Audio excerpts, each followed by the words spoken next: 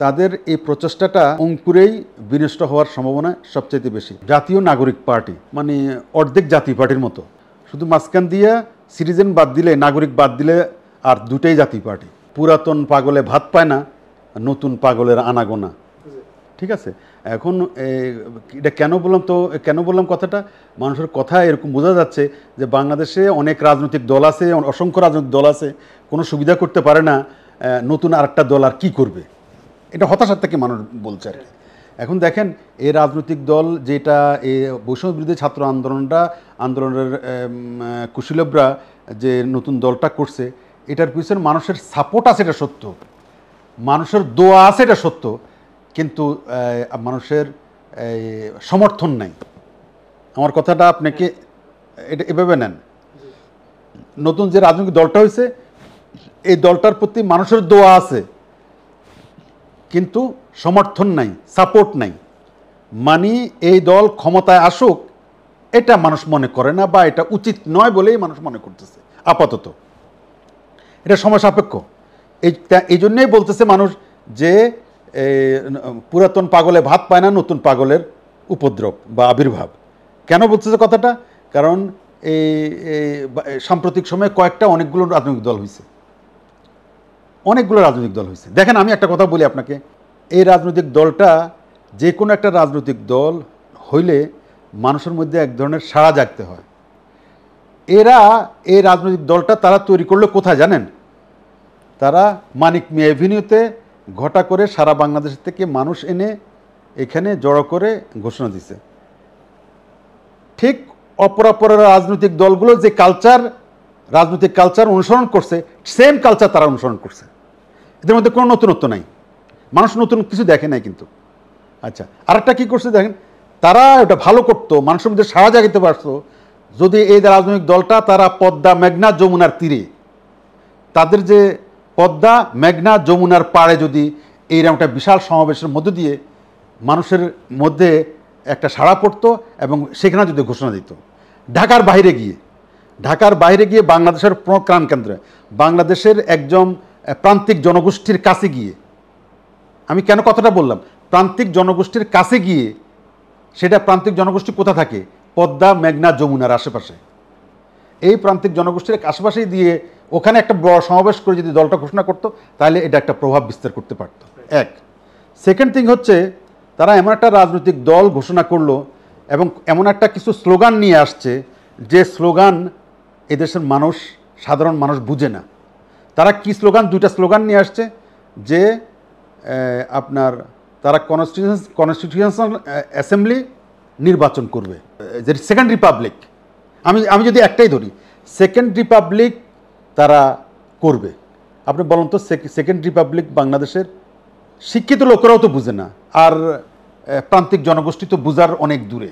রাজনৈতিক দল তারা যে ঘোষণা করছে, তারা নাম দিছে জাতীয় সিটিজেন পার্টি, জাতীয় নাগরিক পার্টি, মানে অর্ধেক জাতীয় পার্টির মতো, শুধু মাঝখান দিয়ে সিটিজেন বাদ দিলে, নাগরিক বাদ দিলে আর দুটাই জাতীয় পার্টি। জাতীয় নাগরিক পার্টি আর জাতীয় পার্টির দল হচ্ছে জাতীয় পার্টি, শুধু একটা শব্দ বেশি। এদেশের মানুষ নতুনত্ব দেখতে চাইছে, আপনি নতুন দেখাইতে পারলেন না। আরেকটা আছে কি, তারা নতুন বাংলাদেশ গড়ে তুলতে চাইছে। এই নতুন বাংলাদেশের কনসেপ্ট জাতীয় পার্টি দিছে প্রথম। নতুন বাংলাদেশ গর্ব মোরা, নতুন করে আজ শপথ নিলাম, এটা আজ থেকে 30 বছর আগের স্লোগান। দেখেন সেই স্লোগানটা তারা নিছে, নতুন বাংলাদেশ। তারা বিকল্প ধারার রাজনীতি করতে চায়। এই বিকল্প ধারার রাজনীতির সূচনা করছে জাতীয় পার্টি, এবং তারা বিকল্প পরিবহন, বিকল্প ব্যবস্থা, বিকল্প রাজনীতি, বিকল্প ছাত্র রাজনীতি সব ইন্ট্রোডিউস করছে কিন্তু জাতীয় পার্টি। ঠিক আছে, এখন তারা তাদের নিজস্ব কিছু দিতে পারে না কিন্তু। আচ্ছা ঠিক আছে, তারপর আমরা ভাবলাম যে তারা নতুনত্ব করবে। সবচেয়ে বড় কথা যেটা, এই দলটার, আপনি যে কথাটা বলছেন, প্রশ্ন করছেন আমাকে, তাদের ভবিষ্যৎটা কি? আমি একজন রাজনৈতিক কর্মী হিসেবে আমি যেটা দেখি, ওই মানুষের সাথে সুর মিলায় যদি আমি বলি, আমি তাদের কামনা করি না, অসফলতা কামনা করি, সফলতাই কামনা করি।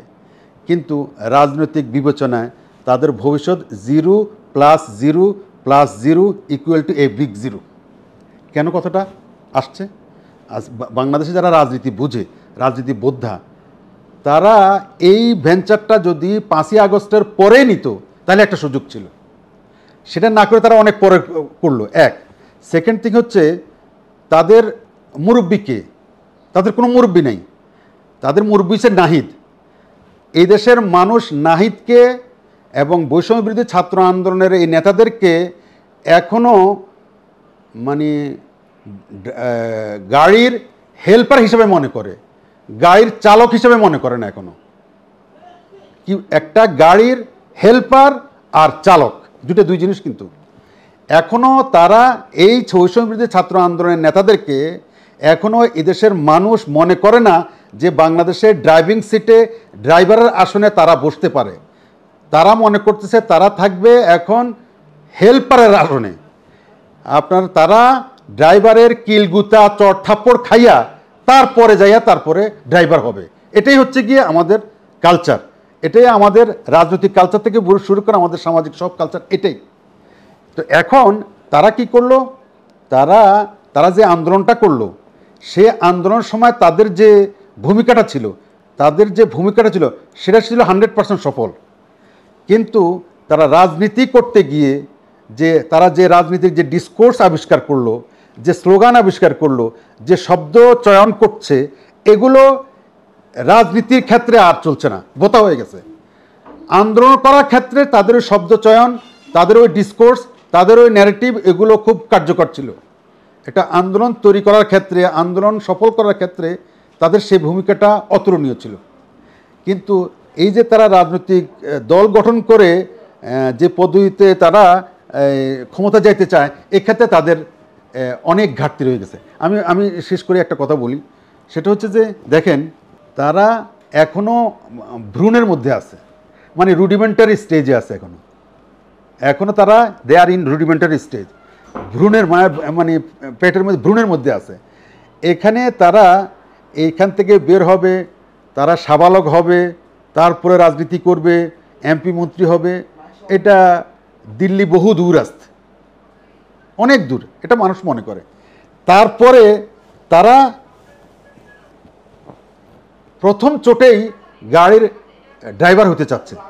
গাড়ির ড্রাইভার প্রথমে, হেল্পার হতে হয় আগে, হেল্পার হওয়ার পরে ড্রাইভার হতে হয়। সুতরাং আমি যেটা মনে করি, তাদের এই প্রচেষ্টাটা অঙ্কুরেই বিনষ্ট হওয়ার সম্ভাবনা সবচেয়ে বেশি।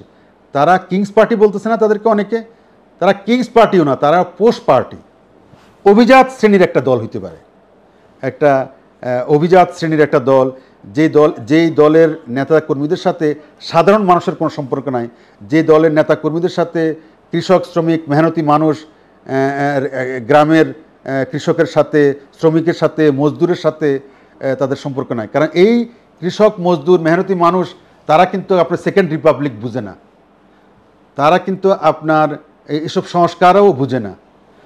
আপনাকে এটা মানতে হবে, সেকেন্ড রিপাবলিক যেমন বুঝে না, তারা তেমনি ওই যে কনস্টিটিউয়েন্সি অ্যাসেম্বলি নির্বাচন, এটাও বুঝে না। কিন্তু এরা এই দুইটা স্লোগানকে সামনে রেখে তারা বলতে চায় যে আমরা বাংলাদেশকে সেকেন্ড রিপাবলিক বানাই ছাড়বো, এটা বলছে না। এখন সাধারণ মানুষ প্রশ্ন করে, ভাই এটা দিয়ে কি করব আমরা? এটা দিয়ে কি আমার ছেলে মেয়ের চাকরি হবে? এটা দিয়ে কি আমার ভাত কাপড়ের ব্যবস্থা হবে? এটা দিয়ে কি আমার চিকিৎসার ব্যবস্থা হবে? এটা দিয়ে কি আমি সমাজে অন্যায় বিচার যে হচ্ছে এটা রিমেডি হবে, এটা প্রতিকার হবে, এমন কিছু হবে? এমন কিছু জবাব কিন্তু এদের বক্তব্যে নাই, বা এগুলো নিয়ে তারা মানুষের কাছে যাইতে পারে না। সোজা কথা, গণমুখী কোনো স্লোগান নিয়ে, গণমুখী কোনো ডিসকোর্স নিয়ে তারা মানুষের কাছে যাইতে পারে নাই, বক্তব্য তুলে ধরতে পারে নাই।